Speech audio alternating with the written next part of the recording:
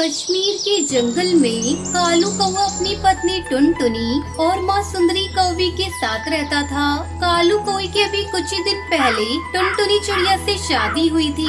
एक दिन सुंदरी किसी काम से बाजार जा रही थी, तभी उसकी सहेली रंगीली तोती उसे रास्ते में मिलती है।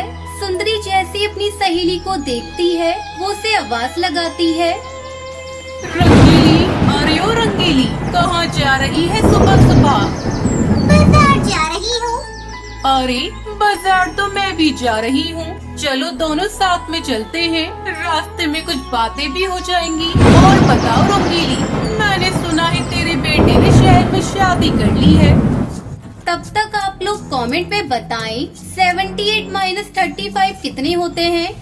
हाँ बहन, मेरी बहू बहुत सुंदर है और तो उसके पिताजी ने दहेज में बहुत सारा सामान दिया है। मेरे बेटे के आने जाने के लिए एक 4 चक्के वाली गाड़ी भी दी है, साथ में एक मोटरसाइकिल भी दी है। अरे सुंदरी, तब से केवल मैं ही बोले जा रही हूँ। तूने भी तो अपने बेटे कालू की अभी भी शादी की है, उसे भी तो बहुत सारा सामान मिला होगा। आखिर तेरा बेटा एक बहुत बड़ी कंपनी में मैनेजर है, तुझे तो मुझसे ज्यादा दहेज मिला होगा। क्या बताऊं रंगीली, मुझे तो दहेज के नाम पर बस एक जोड़ी कपड़े में मेरी बहू मिली है। मेरी किस्मत तेरी जैसी कहाँ। तेरे समधी जी बड़े दिल वाले हैं, जो उन्होंने तुम्हें बहुत दहेज दिया है। अभी भी कुछ नहीं बिगड़ा है सुंदरी बहन, शादी में ना सही तू अब दहेज मांग ले। सुंदरी बाजार से घर आती है। क्या बात है माँ, तुम्हारा चेहरा क्यों उतरा हुआ है? बाजार जाते समय तो तुम बहुत खुश नजर आ रही थी। अरे बेटा, तेरे ससुर जी ने तुझे ठग लिया है। दहेज में उन्होंने तुझे कुछ नहीं दिया। रास्ते में मिट्टू की माँ मिली थी, बता रही थी कि मिट्टू की शादी में उसके ससुर ने उसे कार दी है और साथ में मोटरसाइकिल, कूलर, टीवी, फ्रिज भी दिया है। पर तेरे कंगाल ससुर ने तुझे बस अपनी बेटी पकड़ा दी। अपनी सहेली के सामने आज मेरी बहुत बेइज्जती हुई है। माँ तुम अपना जी मत जलाओ, मैं अभी टुनटुनी को बुलाकर कहता हूँ। टुनटुनी, अरे ओ टुनटुनी, जरा इधर तो आना। अभी आई जी। अपने पति के बुलाने पर टुनटुनी वहाँ आती है। क्या बात है जी, आपने मुझे बुलाया? अभी घर के बहुत सारे काम पड़े हैं, जल्दी बोलिए क्या काम है? बहू, ये लो सामान की लिस्ट, अपने पिताजी को फोन करके बोल दो इसमें लिखे हुए सारे सामान पहुंचा दे, वरना हम लोग तुम्हें तुम्हारे मायके पहुंचा देंगे। मेरे हीरे जैसे बेटे को मुफ्त में अपना दामाद बना लिया। किसी दूसरी जगह अपनी बेटे की शादी करती तो मेरा घर दहेज के सामान से भर जाता। माँ जी, आप ये क्या कह रही हैं? मेरे पिताजी बहुत गरीब है, वो आपकी मांग को पूरा नहीं कर सकते। अच्छा तो तू उन्हें बोल दे, आकर वो तुझे ले जाए। माँ जी, मेरे साथ ऐसा मत करिए।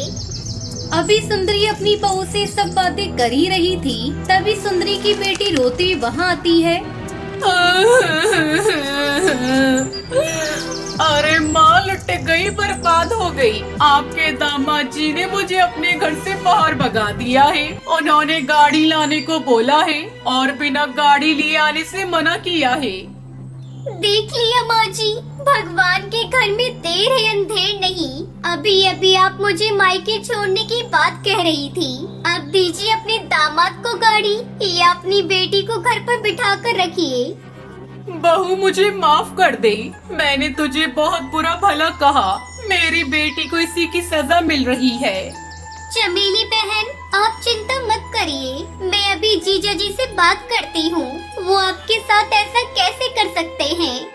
टुनटुनी के समझाने पर चमेली का पति से घर ले जाने के लिए मान जाता है। चमेली अपनी भाभी को धन्यवाद देती है, फिर सभी खुशी खुशी रहने लगते हैं।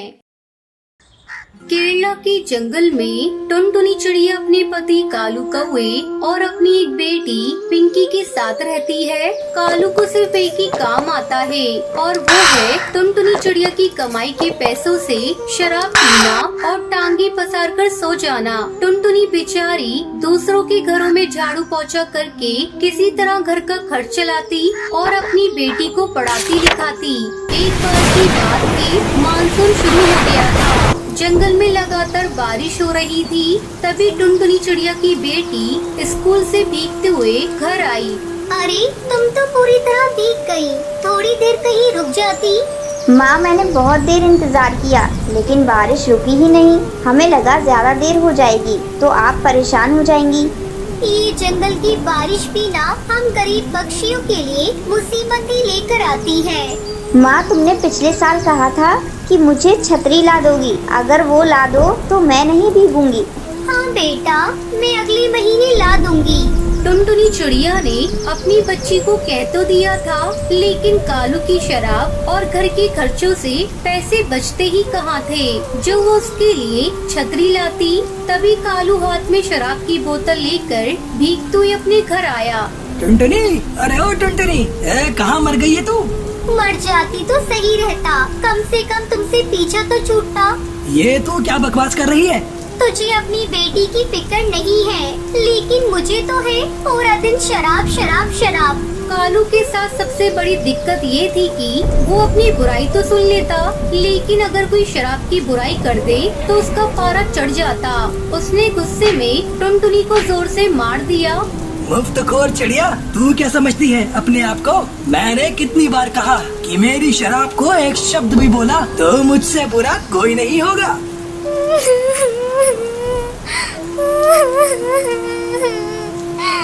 ये शराब हमारा घर तोड़ रही है, आपको नहीं दिखता? चुप चुप कर, नहीं तो मार मार के मुंह सुजा दूंगा। टुनटुनी चिड़िया की बेटी भी अपने पिता के इस व्यवहार से हमेशा सहमी रहती थी। अगले दिन सुनिए जी, मानसून जोर पर है। हर दिन भयंकर बारिश हो रही है। तो मैं क्या करूं? बारिश में बारिश नहीं होगी तो क्या लू चलेगी? आपसे तो कुछ कहना ही बेकार है। तो फिर कहती ही क्यों हो? चल जा यहाँ से। और हाँ, जाते जाते कुछ रुपए देती जाना। रुपयों की बात सुनकर टुनटुनी चिड़िया को गुस्सा आ गया। रुपये? रुपये क्यों चाहिए? तेरे लिए ताजमहल बनवाना है, ताजमहल।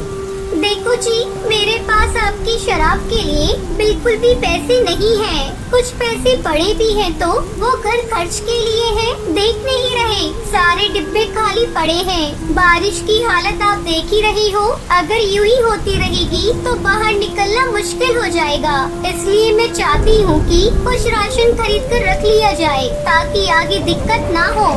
टुनटुनी की बात सुनकर कालू कौवे को बहुत गुस्सा आया, लेकिन उसने सोचा कि अगर वो इस समय गुस्सा दिखाएगा तो वो गुस्सा उस पर ही भारी पड़ जाएगा और टुनटुनी चिड़िया उसे पैसे नहीं देगी। इसलिए उसने उससे बहुत प्यार से बात करते हुए कहा कि टुनटुनी, मैं बहुत ही बुरा कौवा हूँ। मुझे पता है तुझे हम सबकी फिक्र है। कालू के अचानक से बदले व्यवहार से टुनटुनी चिड़िया सोचने लगी कि ये इनको अचानक क्या हो गया है, और वो कालू से कहती है, आपको पता है पिंकी के पास छतरी भी नहीं है। वो बेचारी हर दिन भीगते हुए स्कूल से घर आती है। टुनटुनी, भगवान के लिए ये सब बातें मुझे मत बता। मैं जानता हूँ कि मेरे शराब पीने के कारण तुम लोगों को ये सब मुसीबतें उठानी पड़ती हैं, लेकिन मैं वादा करता हूँ आज के बाद शराब को हाथ नहीं लगाऊंगा। मैं सच कह रहा हूँ, तेरे सर की कसम।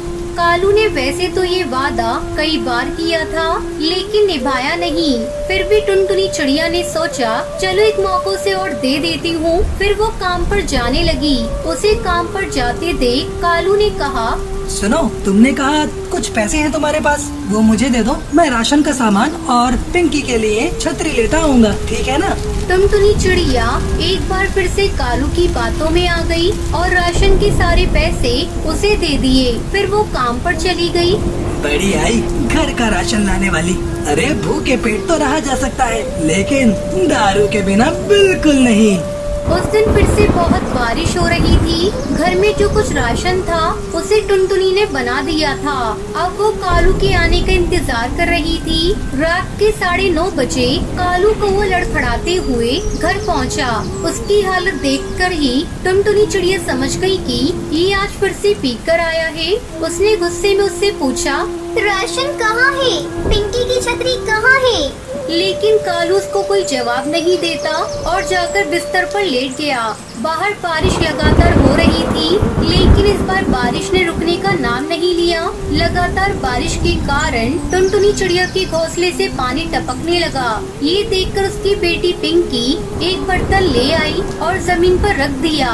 लेकिन इस बार बारिश किसी जिद्दी बच्ची की तरह हो गई थी। वो बरसती जा रही थी। मुझसे बहुत बड़ी गलती हो गई जो इन पर विश्वास कर लिया। एक बार फिर कालू ने विश्वास तोड़ दिया। मेरी बेटी भूख से बिलख रही है और ये है कि शराब के नशे में जानवर की तरह पड़े हुए हैं। लगातार बारिश के कारण टुनटुनी के घोंसले में पानी भरता जा रहा था। माँ, क्या हम लोग इस पानी में डूब जाएंगे? माँ, हम सब मर जाएंगे क्या? उसकी बातों को सुनकर टुनटुनी चिड़िया को रोना आ रहा था, लेकिन ये वक्त रोने का नहीं था। हिम्मत से काम और सबकी जान बचाने का था। कुछ नहीं होगा बेटा, कुछ नहीं होगा। बारिश कम होते ही सब ठीक हो जाएगा। लेकिन इस बीच कालू का नशा टूटा। होश में आने के बाद उसे समझ में आया कि वो लोग बहुत मुसीबत में हैं। ये इतना पानी कहाँ से आ गया? टुनटुनी चिड़िया ने अपनी बेटी को झट से अपने ऊपर उठा लिया और अपने पति से कहा, हमें यहाँ से बाहर निकलना होगा। किसी से मदद मांगनी होगी, नहीं तो हम यहीं खत्म हो जाएंगे। पहली बार मौत का खौफ कालू के चेहरे पर दिखा और शायद पश्चाताप भी उसकी आंखों में दिख रहा था। उसने अपनी बेटी को अपने कंधे पर उठा लिया और टुनटुनी से कहा, तू इसकी फिक्र मत कर टुनटुनी, मैं मर भी जाऊंगा लेकिन अपनी बेटी को कुछ नहीं होने दूंगा। टुनटुनी और कालू किसी तरह अपने घोंसले से बाहर निकलते हैं। थोड़ी देर बाद बचाव दल के पक्षी वहां आ जाते हैं। सभी जंगल के पक्षियों को एक सुरक्षित जगह पर पहुंचा देते हैं। इस बार की बारिश कालू के लिए एक बहुत बड़ा सबक लेकर आई थी। कालू कौवे ने शराब छोड़ दी और एक पाव भाजी का ठेला खोल लिया। फिर सभी खुशी खुशी रहने लगते हैं। रामपुर के जंगल में टुनटुनी चिड़िया एक कपड़े की दुकान के सामने अपनी मोमोज का ठेला लगाती थी। वो बड़े प्यार से मोमोज बनाकर जंगल के पक्षियों को बेचा करती थी। मोमोज ले लो मोमोज, गर्मा गर्म मोमोज, लाल चटनी के साथ गर्मा गर्म मोमोज ले लो। तभी वहाँ हरी तोती आती है। टुनटुनी दीदी, एक प्लेट मोमोज की मुझे बना कर देना। तुम्हारे मोमोज इतने अच्छे लगते हैं कि मैं किसी और के पास नहीं खाती। हाँ हाँ दीदी, मैं अभी दे रही हूँ आपको। दीदी, मुझे भी एक प्लेट मोमोज देना। हाँ हाँ भैया, तुम्हें भी दे रही हूँ, बस थोड़ी देर रुको। तभी उस कपड़े की दुकान का नौकर आकर टुनटुनी चिड़िया से कहता है, अरे ओ टुनटुनी चिड़िया, जरा जल्दी से मुझे भी चटनी लगाकर एक प्लेट मोमोज बना कर दो।